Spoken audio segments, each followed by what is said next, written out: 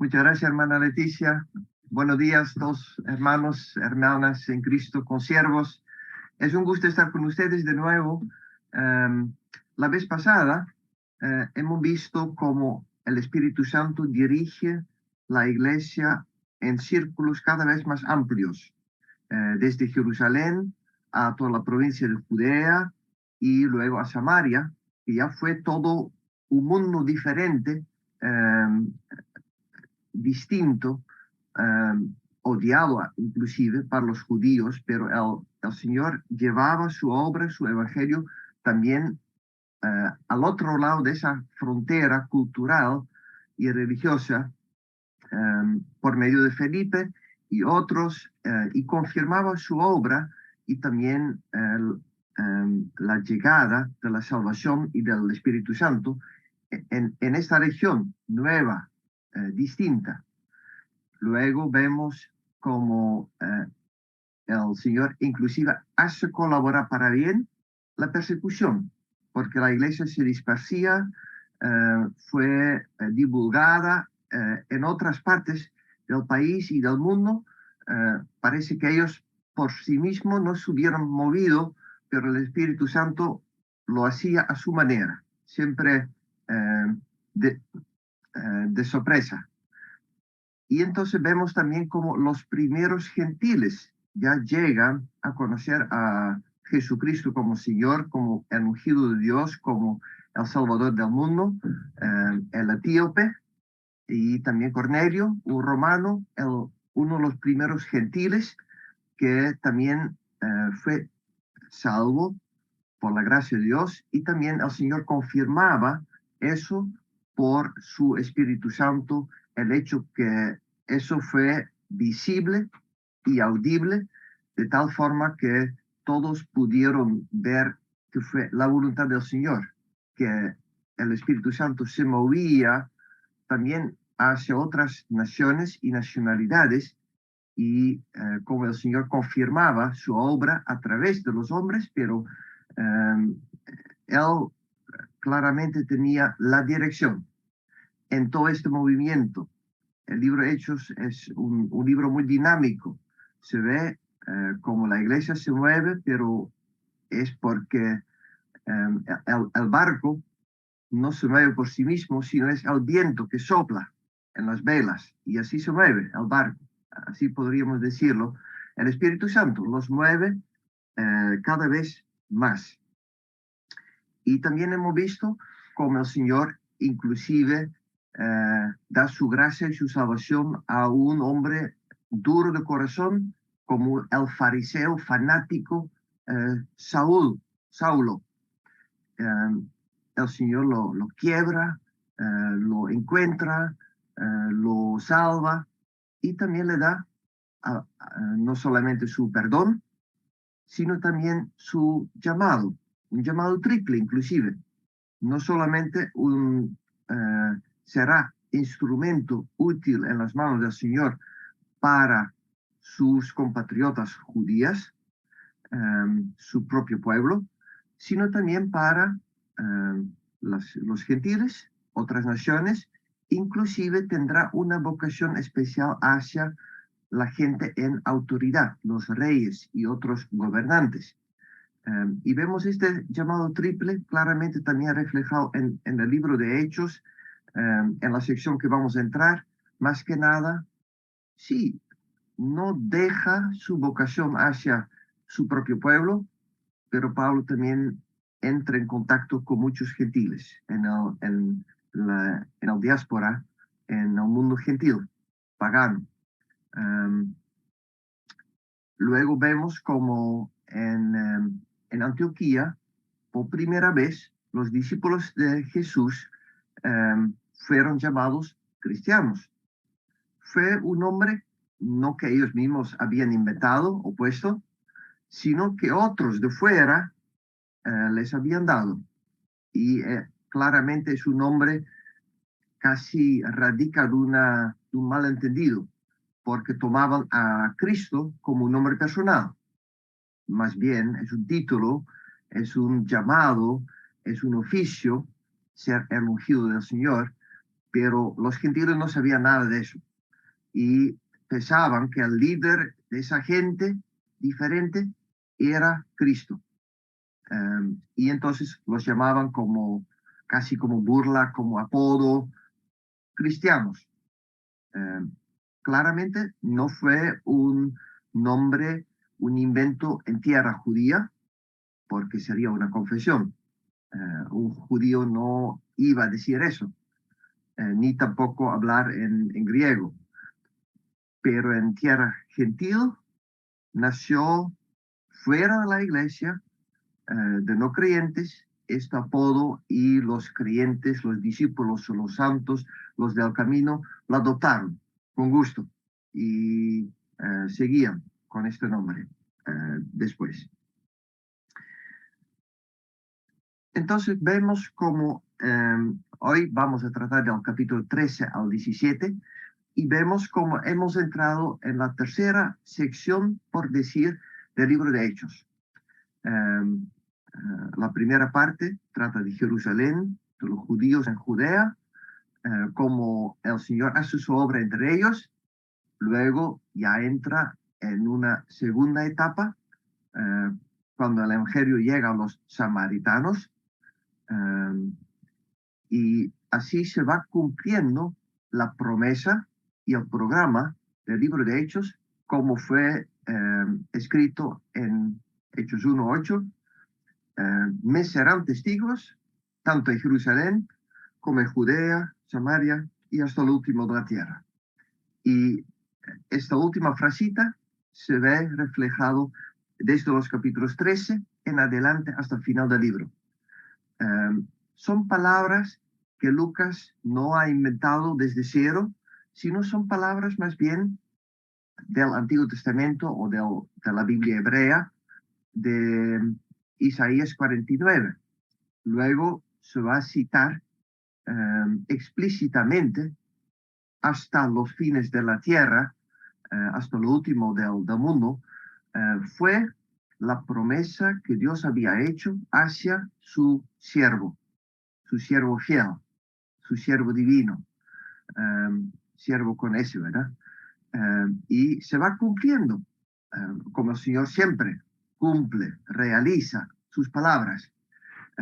Y en estos capítulos del 13 en adelante vemos, sí, la tercera parte, la mayor parte, donde el Evangelio va penetrando y alcanzando los pueblos y naciones hasta, bueno, al fin de la tierra, por lo menos hasta Roma, hasta la capital del Imperio Romano. Y vamos a ver cómo eso sucede. Voy a compartirles mi pantalla y vamos a entrar al texto bíblico. A ver.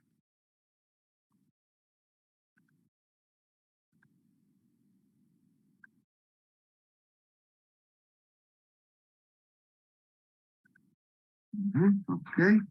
A ver si logramos contextualizar, interpretar y aplicar. A ver. Entramos en la tercera parte del libro y se va realizando la promesa del Señor como en Isaías 49 y vemos cómo eso arranca en Antioquía, en Siria. Antioquía en el Orontes, en el río.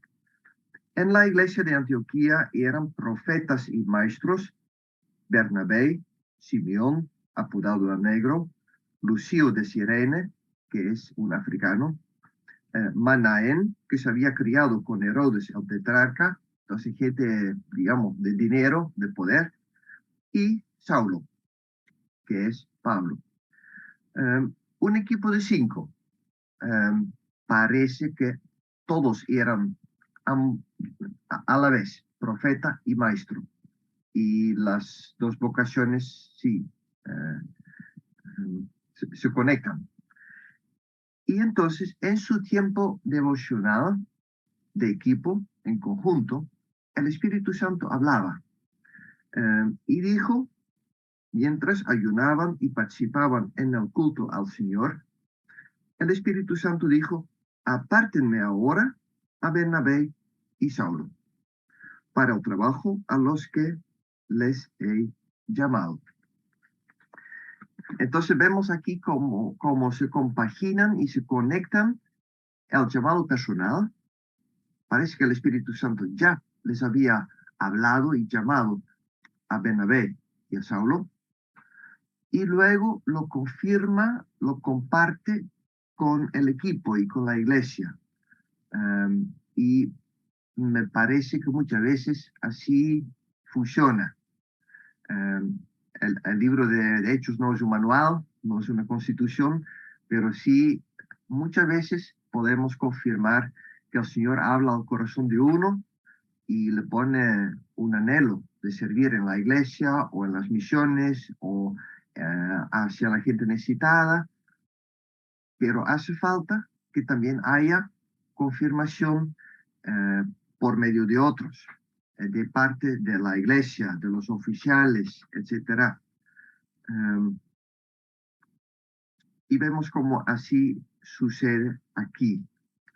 Primero el llamado personal, luego un llamado oficial. La vocación interna y una vocación externa, podríamos decir.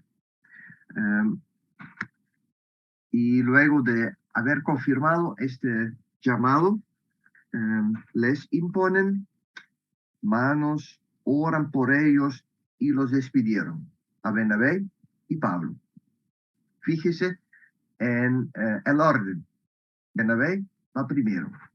Probablemente tenía más años en el Señor. Bueno, no está probablemente, está seguro.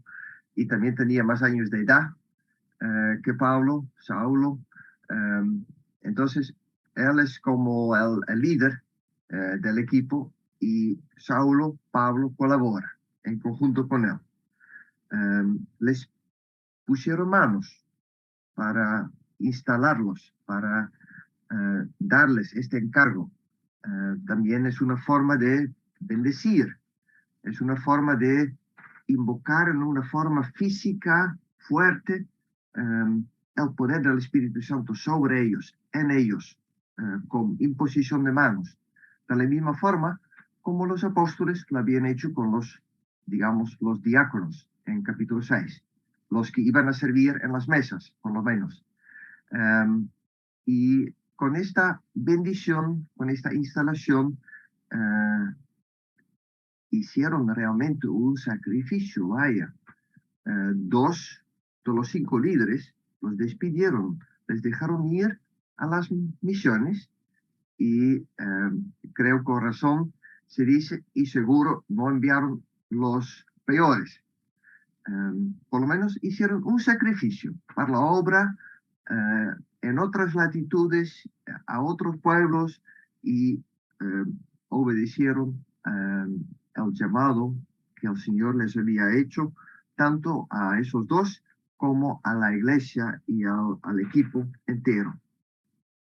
Entonces, Bernabé y Saulo, enviados por el Espíritu Santo, bajaron a Seleucia.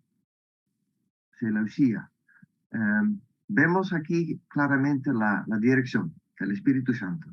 Son sus hechos, los hechos de Cristo resucitado, los hechos del Espíritu Santo que envía y llena y da personas todo lo que necesitan para cumplir su misión. Nosotros a veces hablamos de que aquí inicia el primer viaje misionero de Pablo, así se dice. Y aquí así ponen en el mapa, que ahorita vamos a ver. Pero aquí dice claramente que fueron Bernabé y Saulo en conjunto. Y eso es un hecho que se confirma en todas las cartas de Pablo. Muchas veces dice que no solo él lo envía, la carta, sino otros también con él. Siempre trabaja en equipo. Sí se pueden observar estatuas de Pablo con su espada de la escritura, él solito, pero en la realidad siempre trabajaba en conjunto con otros, en equipo. Y el Señor bendice eso. Él trabaja en conjunto. No la gente solista, las estrellas solitarias, sino una obra en conjunto, la obra del cuerpo de Cristo, la obra compartida.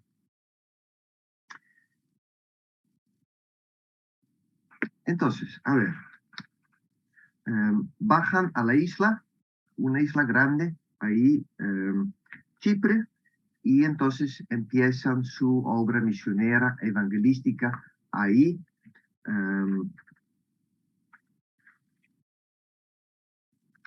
Predicaron la palabra de Dios en las sinagogas de los judíos. Ahí siempre Pablo empieza.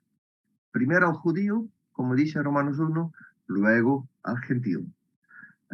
Pero empieza con sus compatriotas. Y tenía también a Juan Marcos como ayudante. Recorrieron toda la isla hasta Pafos, pero ahí empieza la bronca, digamos, el problema, la lucha, la guerra espiritual, porque el evangelio va viajando y entrando a las casas y los corazones, pero también el diablo quiere mantener su gobierno, su poder, su dominio. Y entonces se confrontan estos dos movimientos, estos dos poderes, potestades. Un hechicero, un falso profeta judío llamado Bar Jesús. Pero Pablo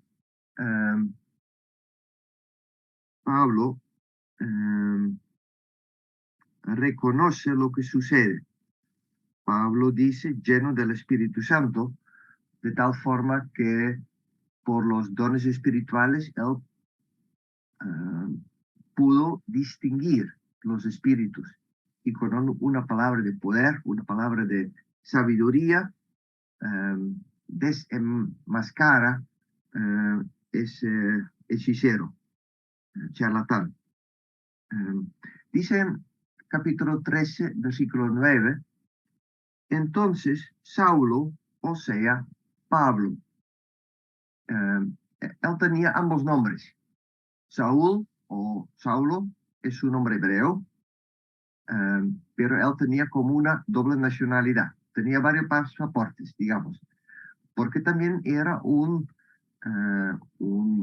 habitante de la diáspora fuera de Israel, entonces también era un hombre de habla griega, de cultura griega, greco-romano, y según el contexto donde se mueve, pone el nombre o Saulo, mayormente en Israel, o entre gente judía, o Pablo, en el contexto gentil, pagano, greco-romano. Pero es el mismo hombre. A veces ha dicho, bueno, Dios sabe cambiar un Saulo en un Pablo. Pero él mantenía estos dos nombres antes y después de su conversión. Entonces no es una expresión tan adecuada, ni correcta, ni bíblica. Lo siento, disculpen. Aquí se ve.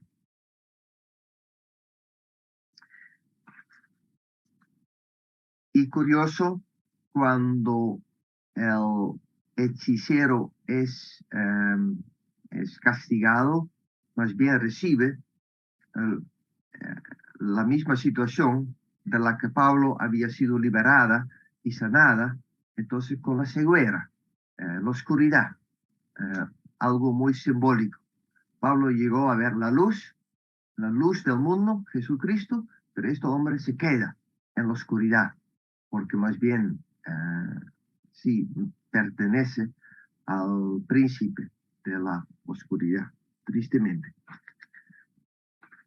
Entonces sigue Pablo y Bernabé y Saulo hacia la isla de Chipre y luego al terminar ahí viajan a Antioquía, en Asia Menor, que es hoy día Turquía.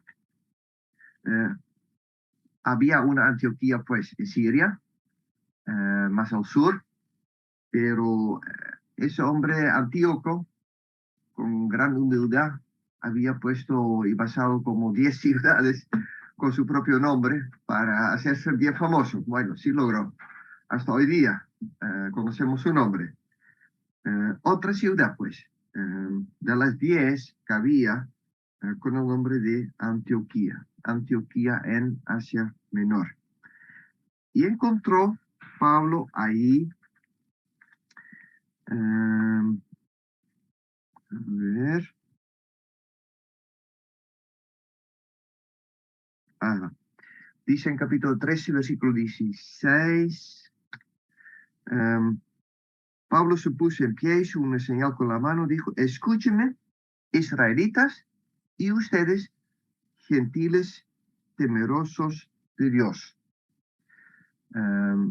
Bueno, los israelitas eran judíos, eran compatriotas de Pablo, gente del pueblo de Israel. Pero además había gentiles temerosos de Dios. Sí había temor de Dios en ellos, sí se sentían atraídos al judaísmo, sí querían adorar y servir al Dios de Israel, al Dios de la Biblia hebrea, pero siempre había un problema con ellos porque, digamos, llegaban como a medio palo. Sí podían sentarse ahí atrás en la sinagoga, pero nunca iban a llegar a ser judíos, gente del pueblo de Dios, a la verdad, con todos los derechos y deberes. Sí iban a poder recibir bendiciones de Dios en esta vida, pero en el momento de morirse no iban a salvarse de ninguna forma. Entonces ellos sí tenían un anhelo de servir a Dios, de conocer a Dios, pero el mismo judaísmo les ponía barreras y límites. Y vemos como justo en esta categoría muchos llegaron a ser cristianos o llegaban a ser creyentes en Jesús, el resucitado, el Salvador. Y eso sí es un grupo importante. Lucas habla varias veces de ellos. Y justo en este grupo el Evangelio pegaba y tenía mucho éxito, digamos. Y se entiende, porque en el judaísmo nunca iban a formarse parte de la familia de Dios, pero en el cristianismo sí podían participar con todos los derechos. No hay diferencia en Cristo entre judío y griego, entre esclavo y libre, entre hombre y mujer. Vemos que Lucas tiene un interés especial para este grupo. Van a poder encontrar un artículo de mi mano de lectura voluntaria en el campus bíblico y ahí se supone, no está seguro, pero sí está bien probable, que también Teófilo era uno de ellos, un temeroso Dios. Y de tal forma que Lucas se conecta con él también en esta forma. Parece también muy probable que el romano Cornelio era uno de estos temerosos de Dios. Y ahora el Señor lo incluye, también le da su Espíritu Santo, la salvación, los dones, el don del Espíritu Santo, todo eso. Y podemos suponer que también para Teófilo fue como un gozo de poder conocer al Salvador y la salvación 100%, no a mitad de palo. Bueno, ya no un ciudadano de segundo rango, sino con la ciudadanía plena del reino de Dios. Pablo entra en Antioquía de Pisidia y predica ahí, como siempre, primero en la sinagoga, en el día de sábado, en el Shabbat, en el día de reposo. Y en su prédica Pablo enfatiza que todo lo que él viene a exponer es como seguimiento y cumplimiento de lo que Dios había dicho y prometido en el primer testamento, en la Biblia hebrea, que la palabra de Dios se está realizando a través de Jesucristo y en el cristianismo, que no trata de algo nuevo, novedoso, raro, sino que es en la línea de la revelación ya conocida. Y entonces así se expone y ellos reciben la palabra de salvación y el evangelio de la promesa. Qué bonito leer eso en capítulo 13.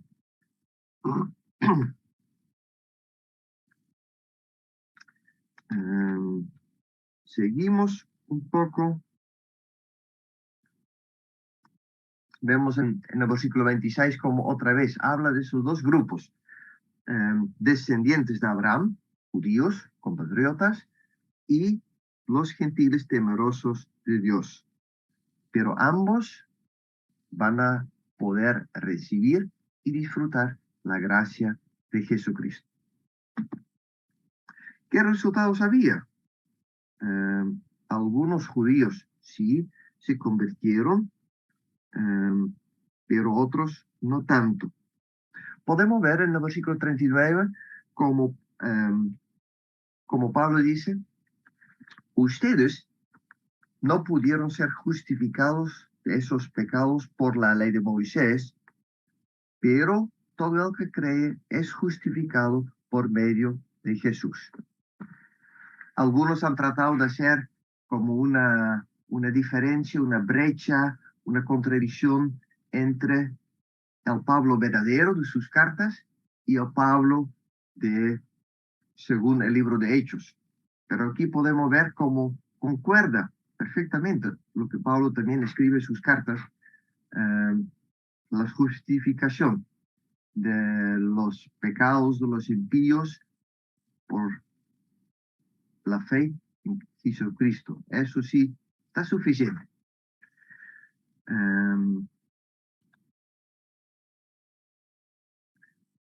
Aquí hay una pregunta, dice Carlos, ¿quiénes eran los prosélitos?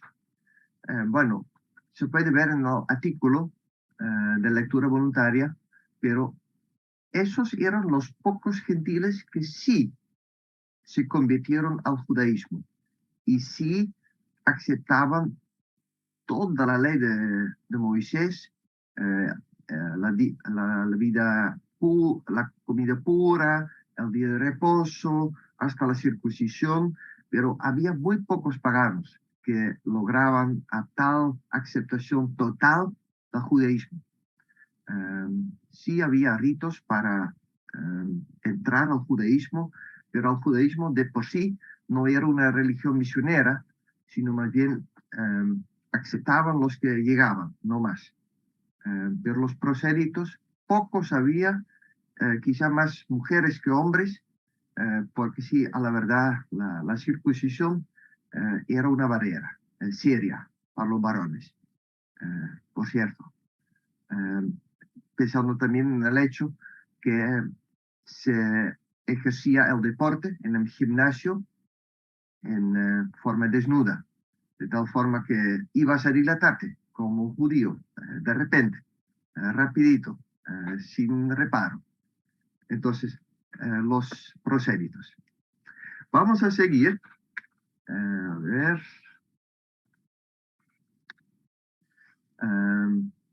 Y aquí vemos la vuelta que dieron, empezando en Antioquía, Siria, aquí, luego a la isla, y después de la sinagoga, el gobernador, llegaban a Asia Menor, Pisidia, Pergia, Antioquía, Iconio, Listra, Derbe, y después una vuelta de regreso, y entonces a Antioquía de nuevo, y luego a Jerusalén. Creció persecución, pero nada ni nadie puede detener la obra del Señor. También había plenitud del Espíritu Santo y su obra poderosa, abundante, también había. Dice en el versículo 46, Pablo y Bernabé, ahora el orden ha cambiado, la secuencia a la inversa. Pablo primero, les contestaron valientemente, era necesario que les anunciamos la palabra de Dios primero a ustedes, pero ustedes judíos como la rechazan y no se consideran dignos de la vida eterna, ahora vamos a dirigirnos a los gentiles. Y así sigue la obra del Señor. Y dice en el versículo 49, la palabra del Señor se difundía por toda la región. Igual como en 6, versículo 7, la palabra de Dios, la palabra del Señor crecía y se divulgaba y se multiplicaba como la semilla, una cosecha cada vez más amplia. Aquí dice lo mismo, y como en la lectura de Gordon Fee se puede también ver que eso se repite, y con eso vemos la bendición del Señor a pesar de también la obra diabólica, la persecución, malentendidos y todo eso. Pero mientras tanto, a pesar de todo, la palabra del Señor se difundía, y con la palabra también la salvación y el evangelio y el gozo. Pero también empieza lucha y persecución. Los judíos incitaron a mujeres muy distinguidas y favorables al judaísmo y a los hombres más prominentes de la ciudad, provocaron una persecución contra Pablo y Bernabé. Por tanto, los expulsaron de la región. Ellos, de su parte, se sacudieron el polvo de los pies en señal de protesta contra la ciudad y se fueron a Iconio. Y los discípulos quedaron llenos de alegría y del Espíritu Santo. Qué bien. Vamos al capítulo 14.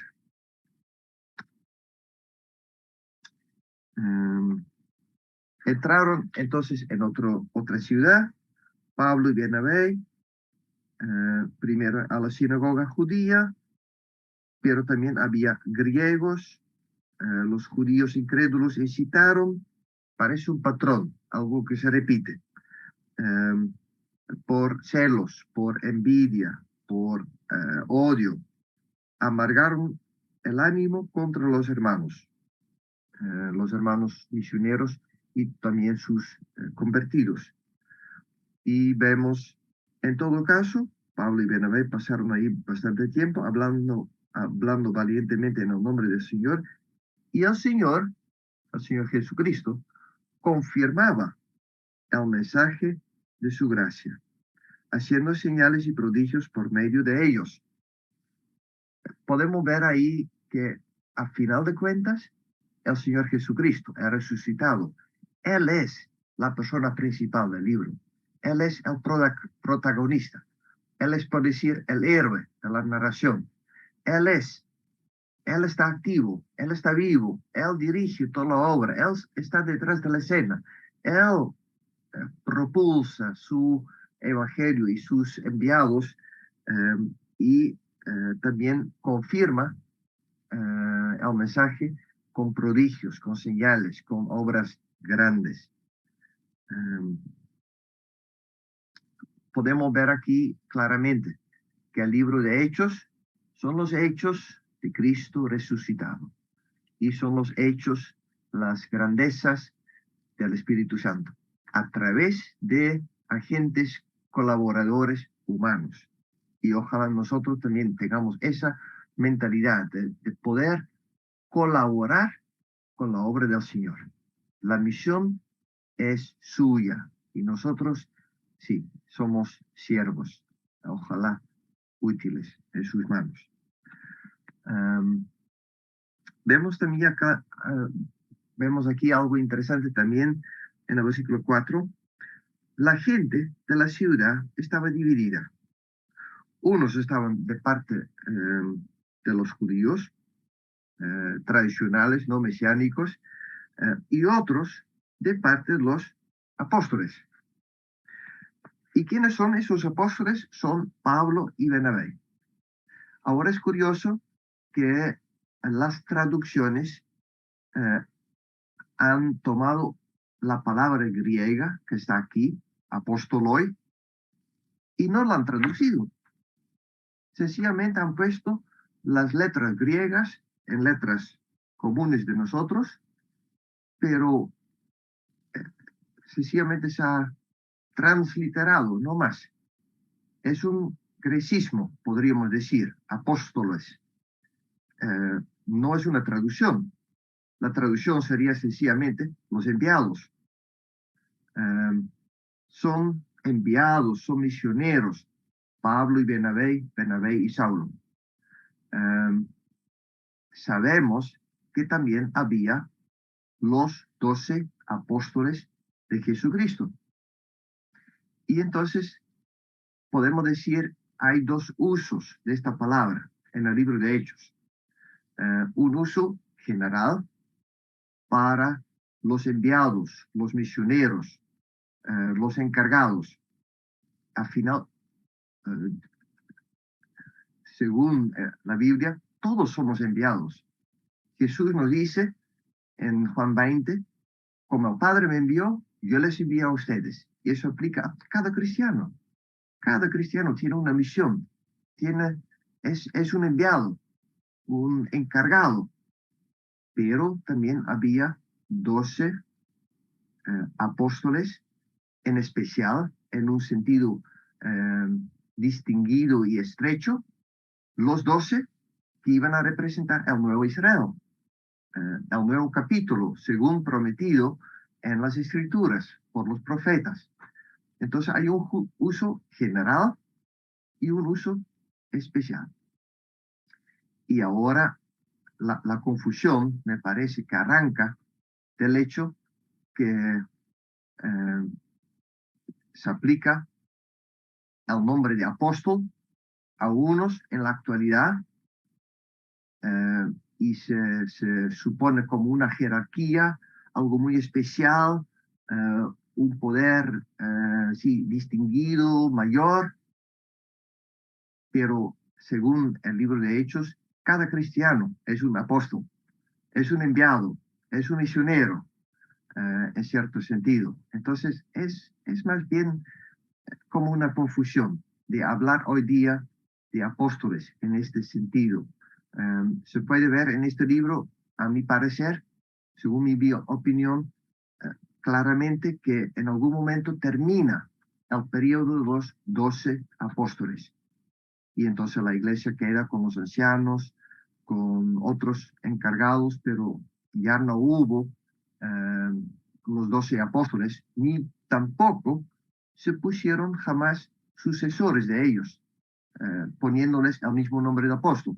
Eso nunca se ha dado. Es un invento al final del siglo XX. Sí, conozco a hermanos que se dejan llamar apóstol y algunos de ellos son siervos entregados y útiles del Señor, pero ese nombre y ese como un cargo, como algo especial, como una jerarquía, me parece una confusión, con todo respeto. Aquí podemos ver, sí, el uso general, los misioneros, los apóstoles. Espero que así les quede un poquito más claro, amados hermanos. Un poquito más y después vamos a darle un espacio para preguntas.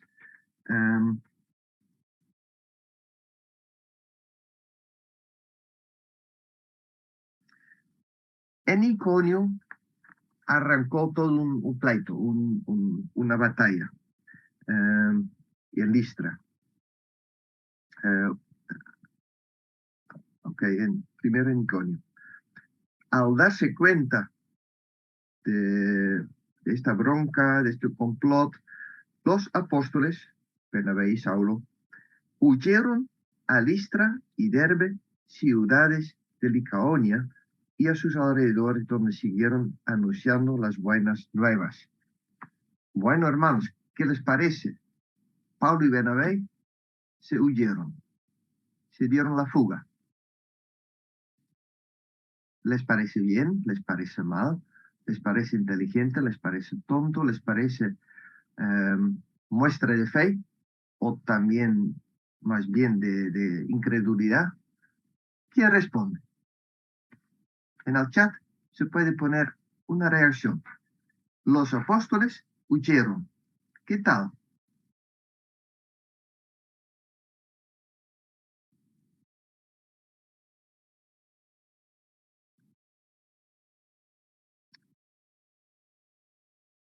¿Quién responde? En el chat.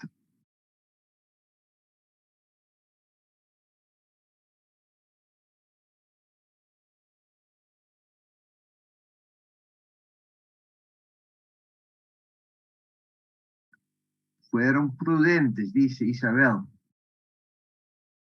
Dice Norma, a veces toca tomar decisiones para proteger nuestra vida. Dice Jaime, puede ser sabiduría. Estamos en el 14, versículo 6. Inteligente. Es parte del liderazgo tomar decisiones. Ok, dice Félix.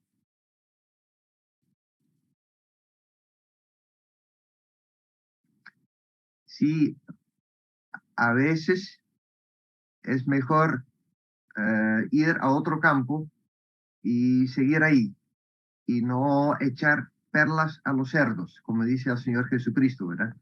A veces inteligente, podemos suponer que el Espíritu Santo les habría dicho, sí, dice Ramiro, buena intervención. Aquí sencillamente se narra, ¿verdad? No se dice si está mal, si está bien, pero podemos suponer que sí también en este hecho, en este movimiento, el Espíritu Santo les ponía sagacidad, inteligencia y fe. Sí, muchas gracias, hermanos. Vamos a seguir y dice que siguen a Listra y Derbe.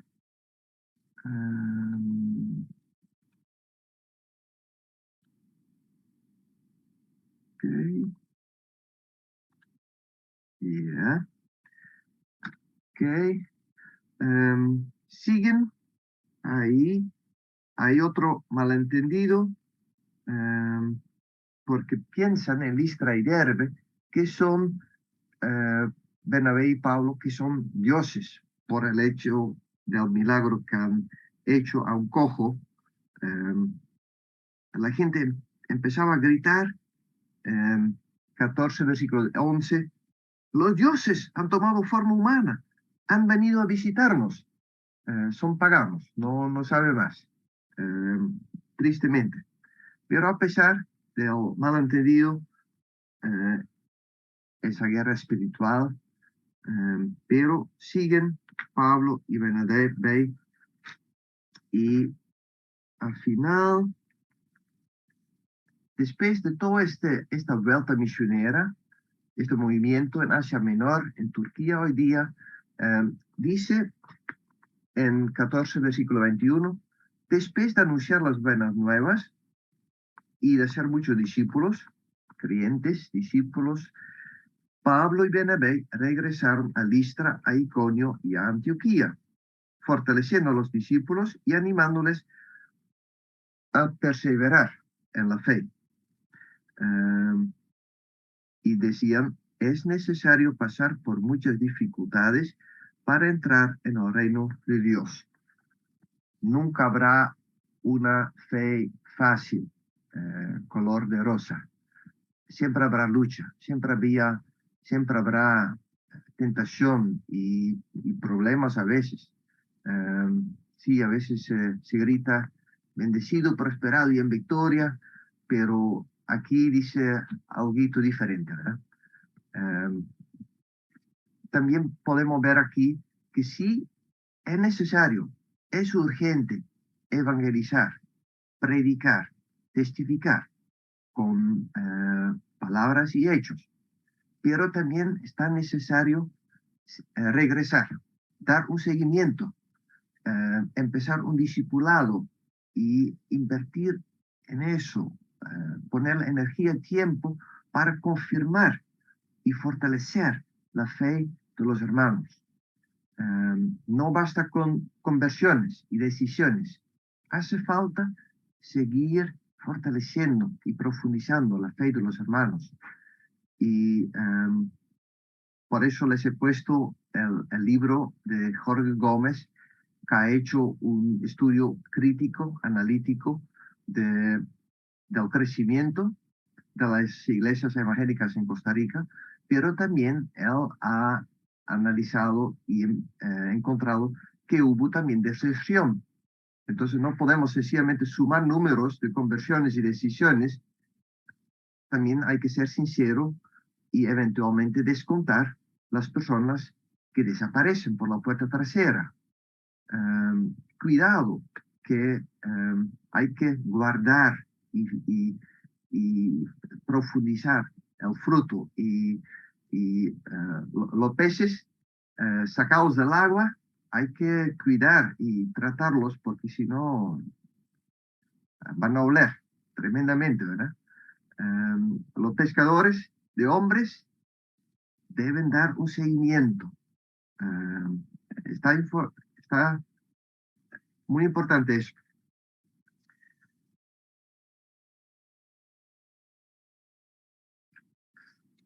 Bueno, hermanos, vamos a darle un espacio para preguntas, si es que haya, y podemos ver si haya preguntas o aportes. A ver.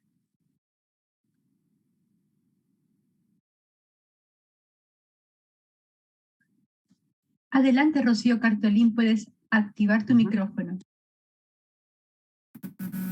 Sí. Buenos días, pastor. Buenos días, pastor.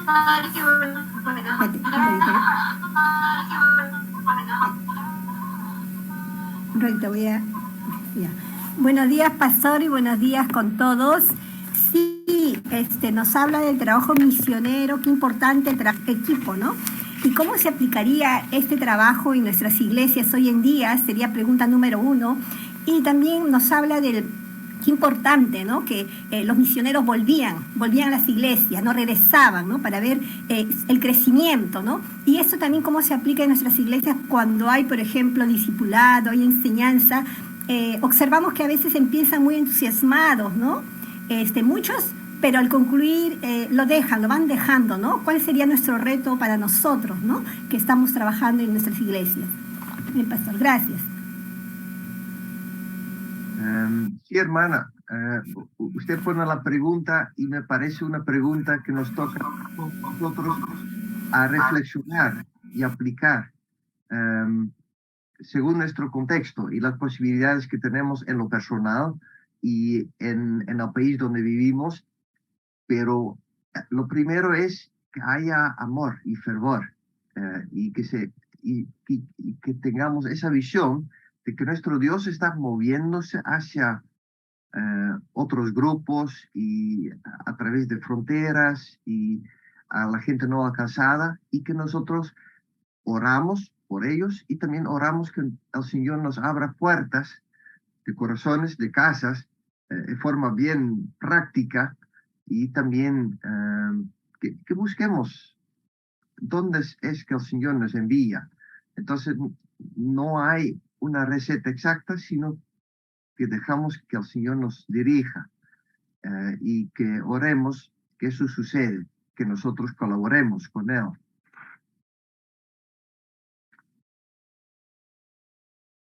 ¿Hay otra pregunta? El hermano Jairo.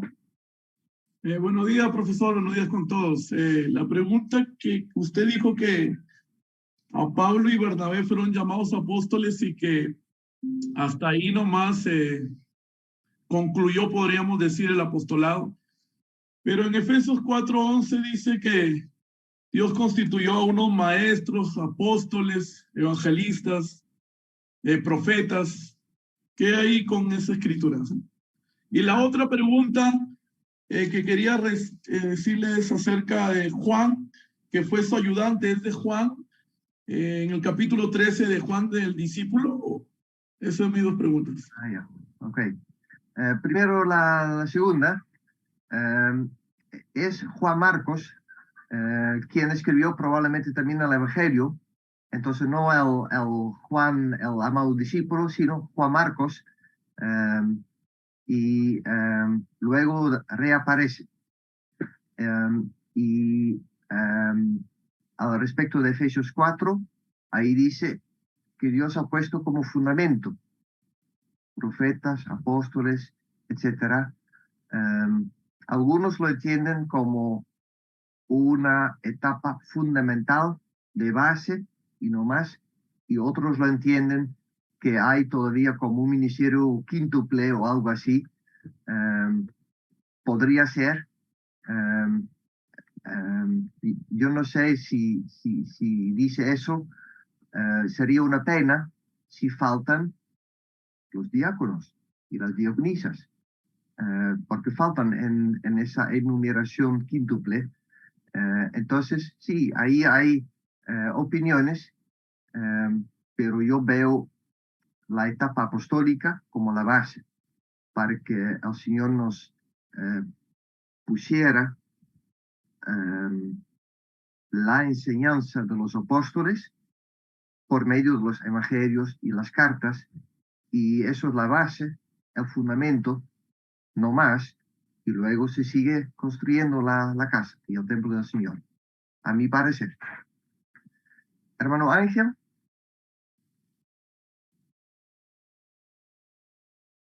Y el hermano Félix.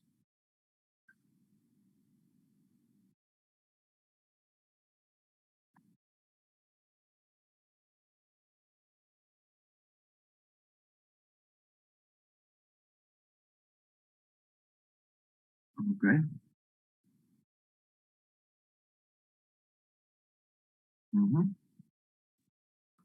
Gracias, profesor. Buenos días con todos. ¿Qué tal? Profesor, si el libro de los Hechos, hasta donde puedo entender, se toma como un libro de hechos que de una u otra manera son una base a seguir a nosotros en este tiempo. Se habla de la iglesia modelo, pero desde que usted nos comparte, nos dice, fueron hechos, fueron sucesos, así está registrado. Mi pregunta, ¿no nos serviría como un modelo a seguir en algunas prácticas ministeriales? Ejemplo, Hechos 6, cuando nombran los diáconos, Hechos 15, cuando prohíben tales cosas. ¿Para qué nos sirve el libro de los Hechos en estos tiempos? Gracias, profesor. Sí, hermano, y todos los hermanos. Justo eso es el tema de la lectura de Gordon Fee, ¿verdad? Y él dice, me parece correcto, el libro de Hechos de por sí es una narración. Entonces, en todas las narraciones, primero, la persona principal y el protagonista es el Señor Altísimo, ningún ser humano. Y segundo, en las narraciones las cosas se suceden, pero no necesariamente deben haber sucedido, ni tampoco deben suceder todos los tiempos. Entonces, con un poco de cuidado, solamente es normativo y es de inspiración cuando se conecta con el propósito del libro mismo, ¿verdad? Así dice Gordon Fee. Y no en los detalles, sino en lo global, en este movimiento del Espíritu Santo y la obra del Señor a todas las naciones. Pero no vamos a repetir todo lo que dice Gordon Fee, porque ahí está la respuesta, ¿verdad? Hermano Lorenzo, ¿todavía? Buenos días, Ángel, por favor, ¿qué se pasa? Ángel.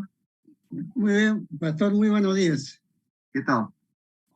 Aquí, pastor, tengo una pregunta sobre el viaje de los... Durante el viaje de los años que hicieron, cogieron ese tiempo 40 años. Y si ellos fueron guiados, por el Dios, ¿por qué se equivocaron? ¿O es igual que este tiempo que aquí actual de nosotros también hay muchos cristianos por más que van a la iglesia o por más que reciben la palabra, no entienden y siguen portando igual. ¿Cuál sería la comparación con ese tiempo de gente y actual, pastor?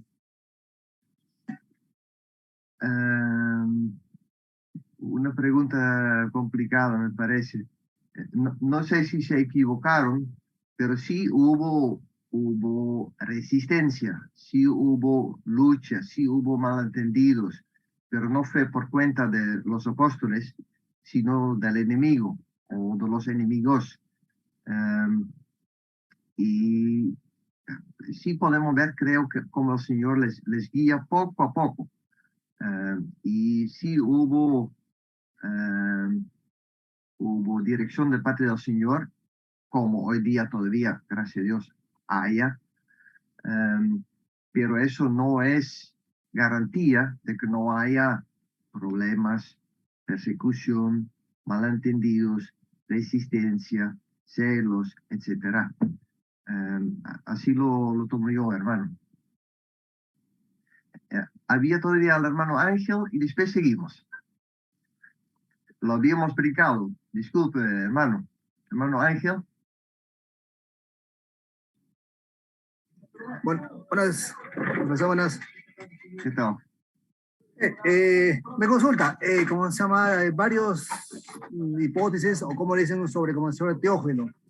Algunos pastores que enseñaban también de esta historia bíblica decían que no era una persona, era un personaje, ¿cómo se llama? Un título, o algo dicen que no existía. Y esas, no hay una, como se llama, que sea una respuesta correcta. Se tienen varias opiniones de distintos pastores, diferentes maestros.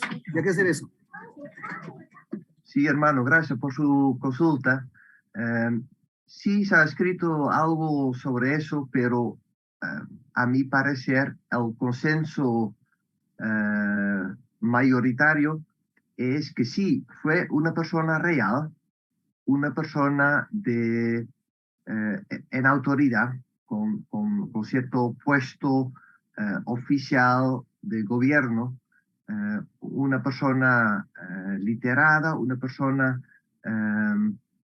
de cultura greco-romana, una persona real, desde luego, pero sobre su cabeza Pablo escribe también a un público más general, pero se dirigía a Teófilo como el patrocinador del libro y su divulgación y las copias a mano, costosa, pero a mi parecer y la mayoría de los estudiosos, sí fue una persona histórica, real, del mundo griego y romano. Entonces, ¿qué quiere decir? Que Teófilo ha sido casi financiado su investigación de Lucas también, porque Lucas también escribe, como se llama Teófilo. Por cierto, sí, ¿no? Así es. Ok, voy a compartir la pantalla otra vez y seguimos un poquito. A ver. ¿Otra vez? Muy bien. Vemos en el libro de Hechos varios métodos de evangelismo y todavía son válidos. Y quizás de repente es parte de la respuesta a la pregunta que ponía la hermana antes. Los enviados, los cristianos, los apóstoles, pero también los creyentes común y corriente, predicaban en el templo y las sinagogas, o sea, en lugares religiosos. Pero también en las casas, los mercados, en lugares seculares, donde sea, donde encontraban personas. No podían callarse, querían divulgar el Evangelio, porque estaban tan contentos y agradecidos que ellos mismos habían sido salvos por la gracia de Dios. Y estos métodos de evangelismo lo ha enumerado y analizado el historiador que ya murió, Juan Kessler, él que escribió también sobre la historia de la iglesia evangélica en el Perú y Chile, y luego ha vivido muchos años en Costa Rica. Un gran hombre del Señor, Juan Kessler. También enviaron misioneros, enviaron cartas, así se saltaron y se conectaron con otras culturas al otro lado de la frontera y transcultural, como se dice. También Pablo y otros testificaron ante las autoridades, los reyes, el consejo judío, el rey Agripa. Entonces, se testificaron hacia los centros de influencia y hoy día son los medios de comunicación masiva, la televisión, el internet, la radio y otros medios de este tipo. También hubo testimonio laico de los creyentes normales, en forma espontánea, no organizada, sino en sus casas, en sus trabajos, donde vivían y trabajaban. Había manifestación de milagros.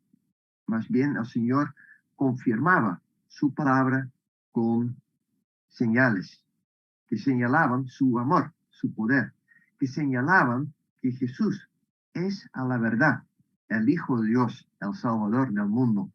Es Salvador del cuerpo y del alma. Es Salvador para el tiempo y para la eternidad. Así el Señor se manifestaba y se manifiesta todavía. Pero si es que hoy día no se manifiesta, podría ser que falta entre nosotros la oración. Señor, confirma tu palabra con señales. Extienda tu mano. Así lo oran los apóstoles y la iglesia en Hechos 4, si me recuerdo bien, el versículo 28, 29. Hubo y hay lucha contra los poderes demoníacos. Siempre hay guerra espiritual. Pero aún en este mundo oculto, maligno, el Señor Jesucristo deja brillar su luz y su poder supremo. Él está encima de cualquier potestad o huestes o espíritus malignos. Y cada vez que haya tal confrontación, el Señor Jesucristo, por decirlo así, gana y muestra su victoria y así salva y bendice a las personas oprimidas, encadenadas, endemoniadas.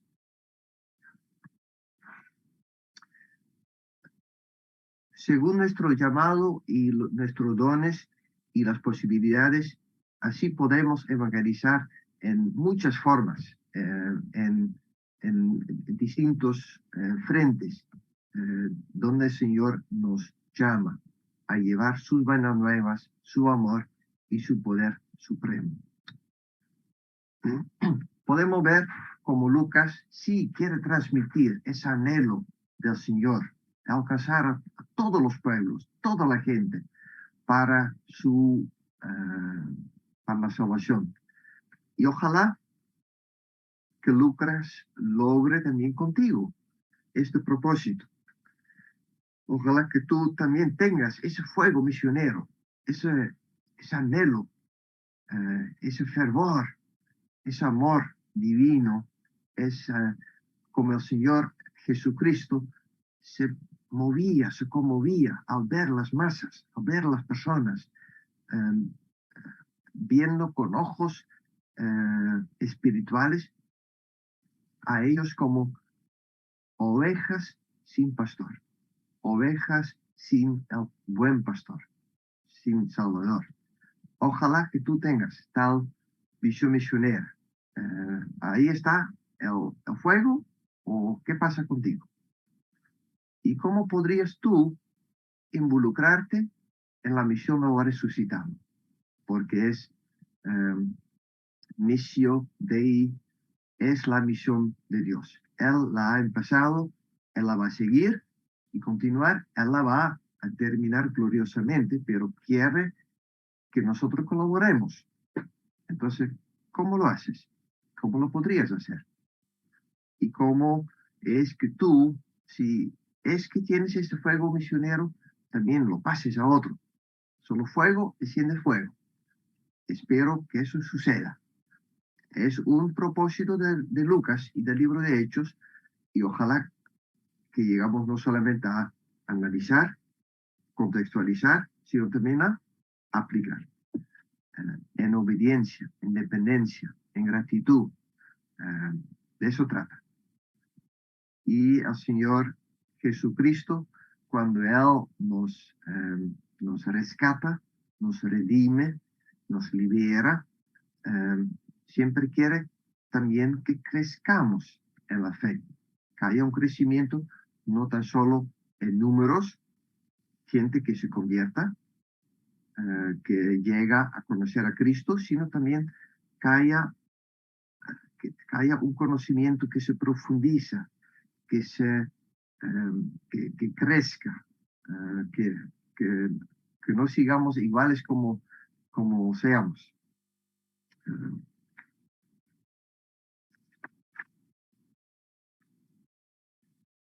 Eso también es el punto de Jorge Gómez y el crecimiento y intercesión, ¿verdad?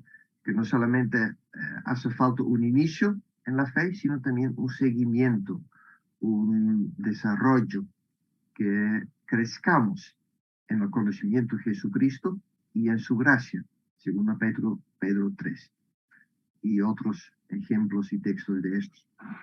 Bueno, vamos a seguir un poco con capítulo 15. Y el libro de Hechos habla en forma bien sincera también sobre los problemas y a veces divisiones que había. No era todo color de rosa, sí hubo bendición de parte del Señor, sí hubo éxito, pero también hubo problemas. Y aquí leemos de un problema. Un reporte en Jerusalén dice en Hechos 15, algunos que habían llegado de Judea a Antioquía, Siria, se pusieron a enseñar a los hermanos, a menos que ustedes se circunciden, conforme a la tradición de Moisés, no pueden ser salvos. Entonces, un retroceso, un malentendido, una enseñanza legalista.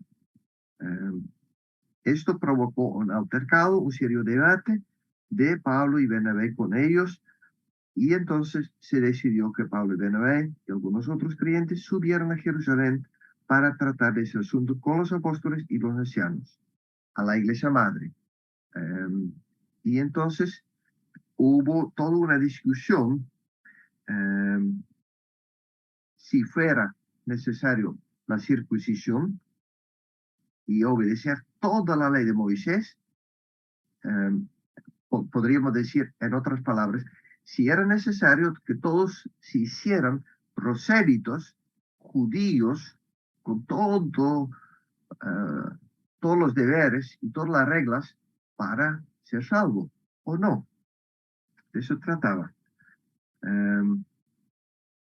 Hubo entonces discusión si eso era necesario para cada creyente, hombre y mujer, varón y otros, la circuncisión, si tan solo por eso se podía entrar al reino de Dios y obedecer toda la ley de Moisés, inicio a fin, todo o nada. Entonces, viajaron a Jerusalén y eso sí es lo bonito, que buscaron una solución en conjunto, que no cada uno va por su lado y cada uno hace lo suyo, sino reúnen un concilio, una consulta con la iglesia madre y enviaron a Pablo y Bernabé para esta consulta. Y entonces Pedro se opone al hecho que se pongan esas dos reglas, esas dos condiciones para la salvación, la circuncisión y toda la ley de Moisés.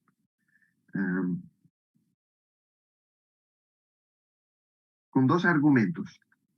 Dice en el versículo 10, bueno, ni nosotros mismos, judíos, hemos logrado a cumplir con todo eso. Si nosotros no hemos logrado, ¿cómo vamos a imponerles a ellos? Eso no va a funcionar. no ha funcionado ni tampoco va a funcionar. Eso es uno. Nosotros y nuestros antepasados no hemos podido soportar ese yugo, no lo pongamos a ellos. Y segundo, ellos, igual como nosotros, somos salvos por la gracia, no por las reglas, no por los deberes, no por toda la ley, no por la circuncisión. Entonces, Pedro habla de forma bien clara y se une con la propuesta de Bernabé y Pablo. Y entonces al final habla Jacobo, el medio hermano de Jesús, y se basa en la escritura y las profecías y dice, bueno, fue el plan de Dios siempre, desde antes, de alcanzar las naciones y salvarles. Y entonces Jacobo parece un hombre de peso, de autoridad. Él tiene la última palabra. Él propone no poner trabas, sino solamente 4 reglas básicas. Las siguientes. Que no haya idolatría, que no pueda haber inmoralidad sexual, que no se puedan comer carne de animales estrangulados y que no se pueda comer sangre. Y el propósito de esas reglas básicas era facilitar el encuentro, la comunión en una misma mesa de creyentes judíos y creyentes griegos o no judíos. Con esas 4 reglas básicas sí pudieron reunirse en la misma mesa del Señor.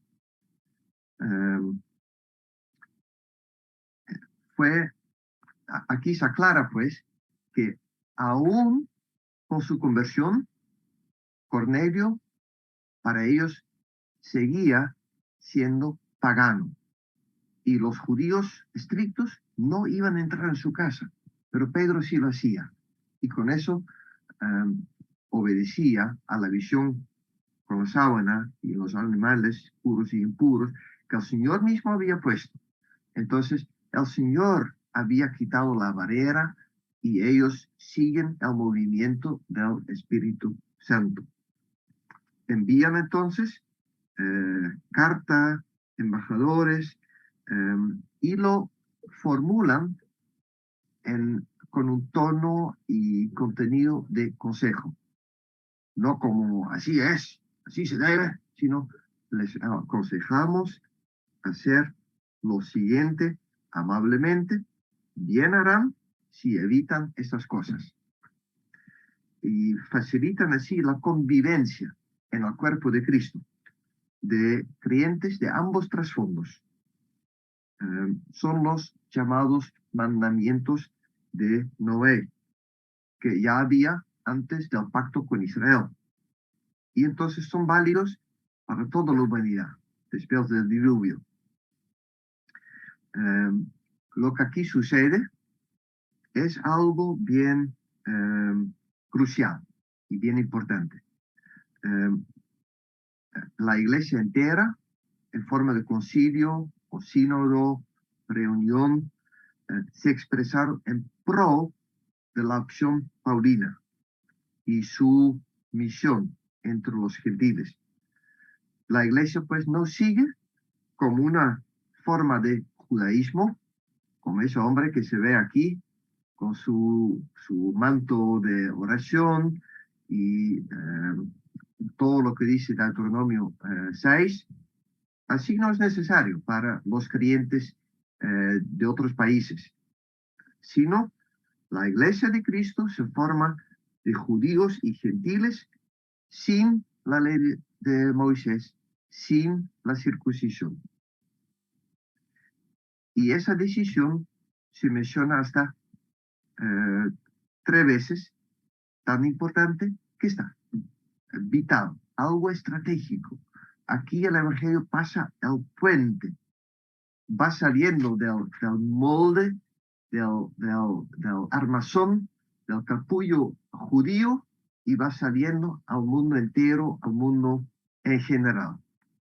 Muy importante. Una nueva etapa. Los creyentes gentiles ya no son, como en la sinagoga, creyentes de segundo rango, del banquillo ahí atrás, medio palo, nada, y todo eso, sino un solo pueblo de Dios, de Israel y de las naciones. Es un cambio estratégico y vital, y también para nosotros, por el hecho, yo veo también en varios sitios que sí hay un movimiento de restauración, que sí algunos hermanos con buenas intenciones, pero yo creo con confusión, quieren volver al judaísmo, quieren volver al sábado, quieren ponerse el manto de oración, quieren ponerse la comida kosher, etc. Pero aquí vemos, creo claramente, no hace falta eso. Más bien es una confusión. Podría ser un legalismo. Poner barreras no necesarias para gente de fuera. No hace falta hacerse judío y aceptar el judaísmo. Sí fue una etapa, sí son nuestras raíces, pero no hace falta esa forma exacta para ser creyente y para ser salvo. Cuidado con este movimiento de restauración. Y sí tiene algo de interesante y de atractivo, eso de movimientos mesiánicos y todo eso, pero me parece una confusión. Me parece que no concuerda con Hechos 15 y al cambio, al movimiento dirigido y comprobado por el Espíritu Santo, por su guianza en este sínodo, este concilio.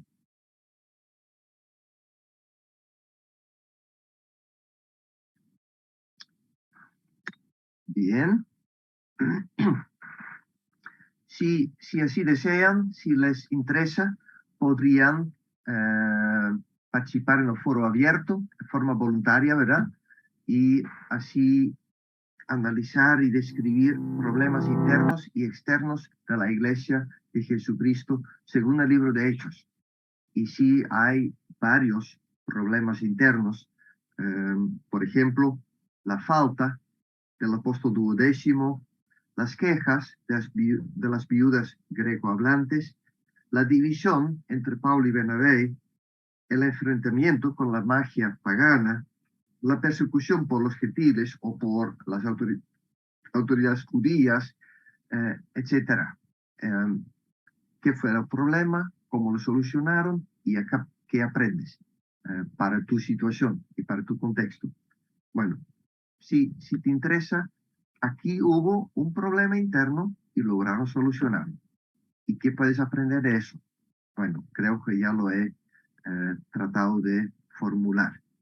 Que sí todavía tiene su actualidad y su importancia con las confusiones, digo yo, mesiánicas, de querer restaurar y regresar a una etapa que no nos toca, mientras que no tenemos nosotros sangre judía.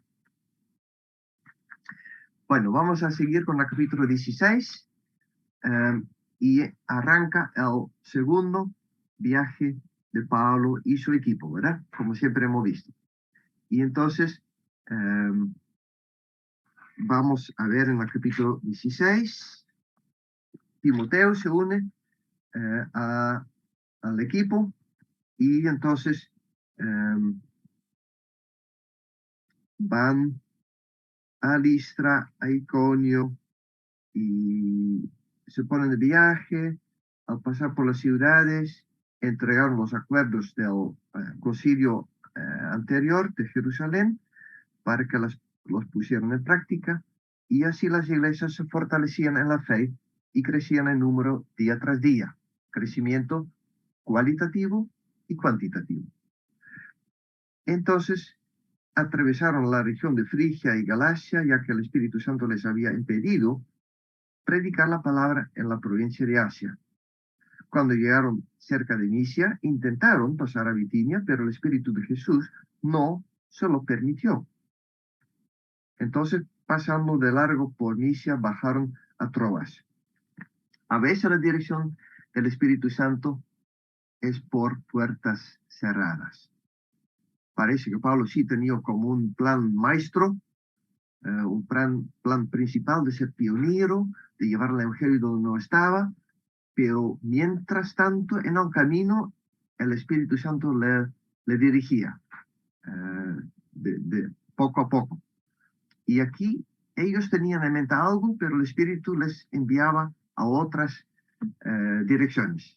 Entonces, al final, después de varios intentos y movimientos, llegan a Troas y están ahí al borde, en la orilla, en la playa del mar. Ya no puede seguir más. Están ahí, casi parece al pueblo de Israel, en el desierto, con los egipcios atrás. Y entonces, ¿a dónde ir? El Espíritu sí les había impedido, pero esperan dirección. Y si la reciben, con una visión, un sueño en la noche, y Pablo en visión observa un hombre macedonio que lo llama y dice: ven al otro lado, ven a ayudar a nosotros. Pasa a Macedonia y ayúdanos. Entonces,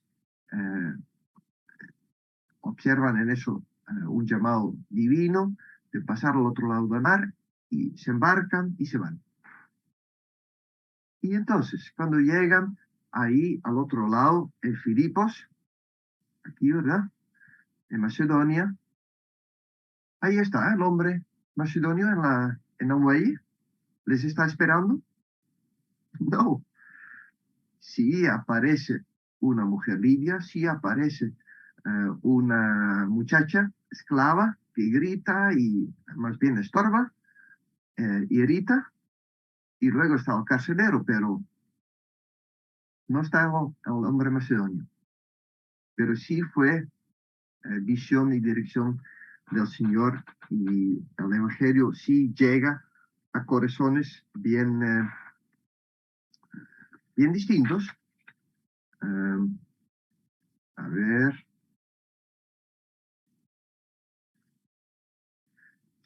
A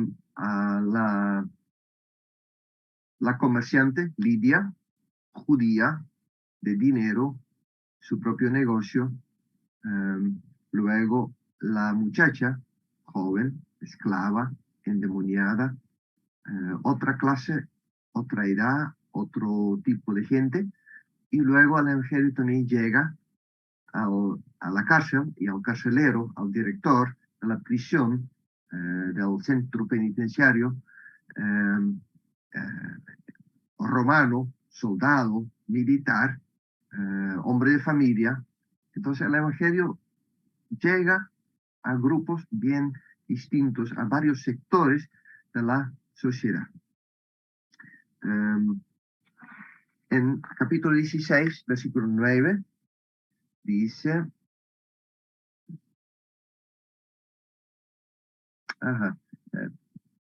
versículo 10 del capítulo 16, después de que Pablo tuvo la visión, enseguida nos preparamos para partir hacia Macedonia, convencidos de que Dios nos había llamado a anunciar el Evangelio a los macedonios.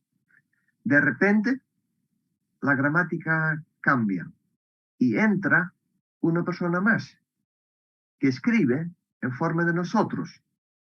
El escritor se unió al equipo y desde ahí fue testigo ocular, estaba ahí personalmente. Y creemos que fue Lucas, que vivía o en Troas o en otro sitio, y se unió al equipo, y desde su propia experiencia pudo escribir el testimonio que aquí leemos, y deja ver que Él estaba por la forma de nosotros. Y Él también se sentía llamado por el Señor para anunciar el Evangelio en conjunto con el resto del equipo misionero. Entonces tenemos de la primera mano todo este testimonio. Lucas estaba en el barco, estaba con Pablo, estaba en la prisión, etc.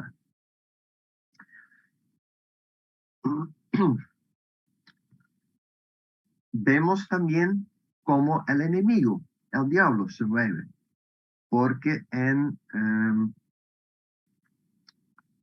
Filipos también se pone esa acusación mezquina, fuerte, que, a ver, versículo 20, estos hombres son judíos, están alborotando a nuestra ciudad, enseñándonos costumbres que a nosotros como romanos se les prohíbe admitir y practicar. Es una acusación bien mezquina. Apela a las emociones más bajas, del nacionalismo, del temor a lo ajeno, a lo diferente. Es una muestra de racismo, de antisemitismo. Y pega, porque se pone a Pablo y Bernabé en la cárcel detrás de barreras, y en la parte peor. Pero aún con eso no se puede detener la obra del Señor, ni tampoco sus colaboradores, apóstoles. El Espíritu les guía aún en la cárcel. Y en la cárcel ellos más bien cantan himnos al Señor.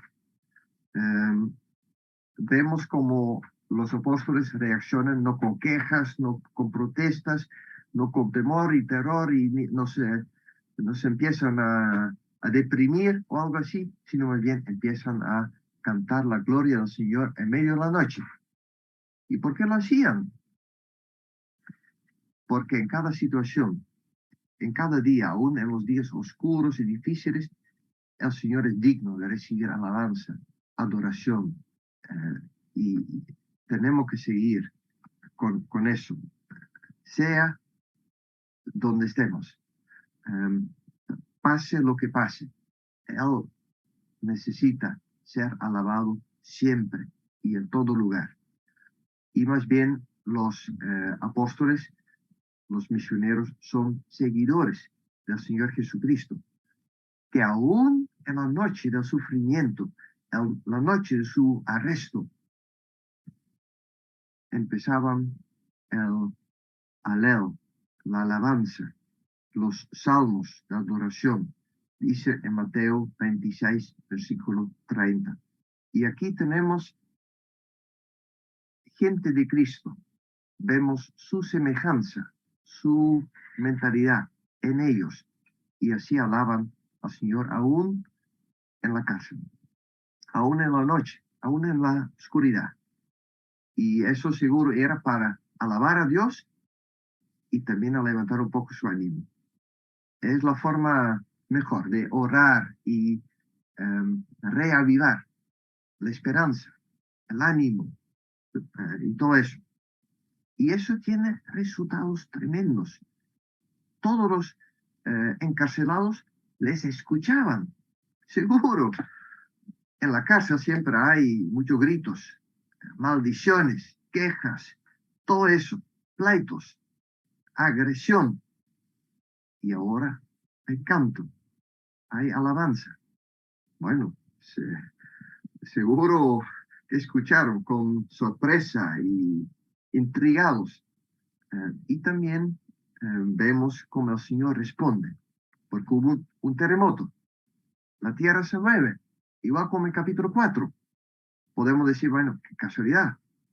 De repente, justo un terremoto, pero es la teofanía, es la venida del Señor. La tierra tiembla y entonces también la gente tiembla. Y por lo menos el director de la cárcel, cuando ve a todas las puertas abiertas, bueno, él piensa, bueno, ahora ya termina todo y quiere suicidarse. Pero Pablo pide luz, la atiende, habla con él, lo lleva a conocer a Cristo y la salvación al perdón de los pecados y con toda su casa se arrepiente y llega a conocer a Jesucristo. Y se bautiza con toda su casa. Y al final del capítulo vemos algo curioso, porque la habían puesto a Pablo y Bernabé, ¿no? Pablo y Silas, en la cárcel en una forma injusta, incorrecta, porque ellos eran ciudadanos romanos. Y ahora, al final, a la pura final, ellos, bueno, piden sus derechos y apelan a sus derechos como ciudadanos libres romanos. Y es curioso, ¿verdad? Que no lo han hecho al inicio, sino ahora al fin. Se especula, se escribe, ¿por qué sería eso? Seguro Pablo lo ha pensado y Silas lo que es el beneficio del Evangelio, no su beneficio propio, personal. Seguro han pensado en las implicaciones para los nuevos creyentes, para la pequeña iglesia que arrancó ahí. Seguro tiene que ver con eso. Seguro fue como inteligencia misionera, me parece. Pero sí, al final apela a sus derechos. Vamos a seguir con el capítulo 17. Aquí vemos los servicios sanitarios, higiénicos, un baño colectivo para hacer lo suyo y también para hablar de la actualidad. Un recuerdo, como en estos tiempos había baños públicos.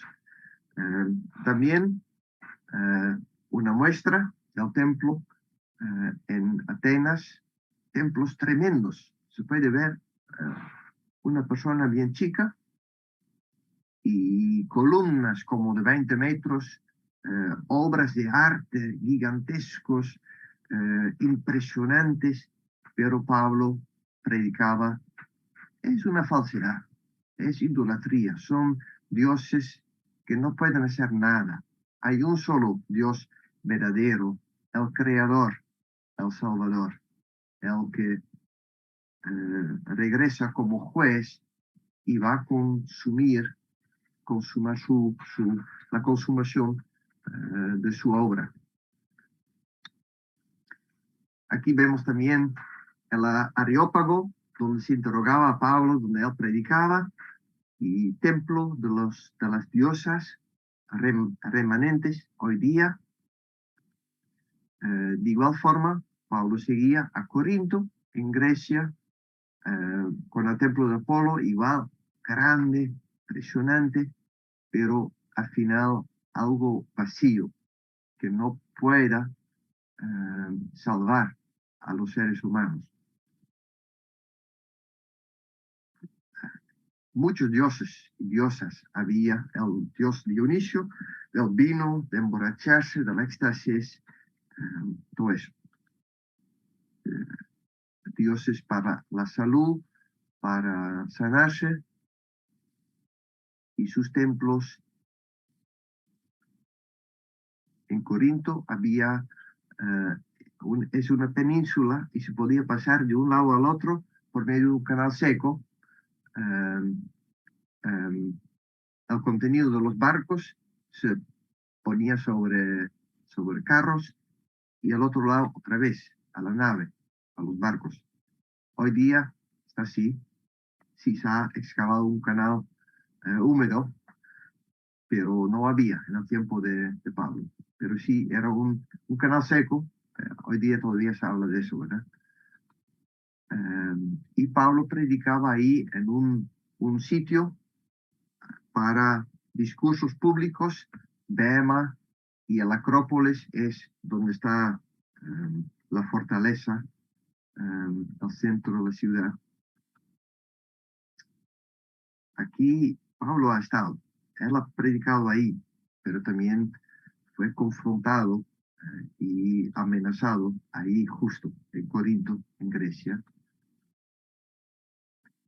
En muchos sitios del mundo greco-romano sí había vida judía, sinagogas, símbolos como la menora, candelabro de 7 brazos. En Corinto había Erasto, el secretario de la ciudad, un hombre pudiente, pero cristiano, y puso el pavimento de la calle. Y aquí está la muestra. Erastus, Proedio, etc.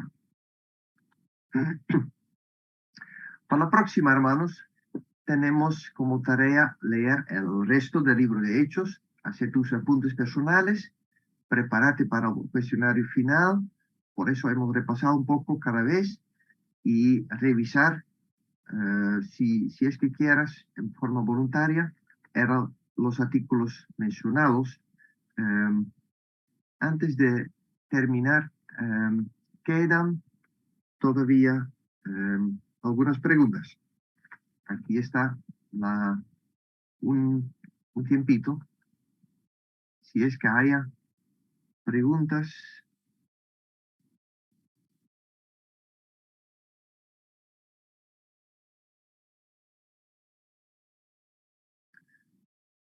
Aquí veo una pregunta de hermano Carlos. Adelante. Y de hermano Ramiro. Hola, buenas tardes, pastor. Muchas gracias por la enseñanza. Saludo también a mis compañeros. No, quería, al comienzo quería decirle ahí algo a mi hermana Rocío, que intervino y preguntó acerca de cómo se podría hacer cosas en la iglesia con respecto a las misiones. Se hablaba en la primera enseñanza que nos dio usted.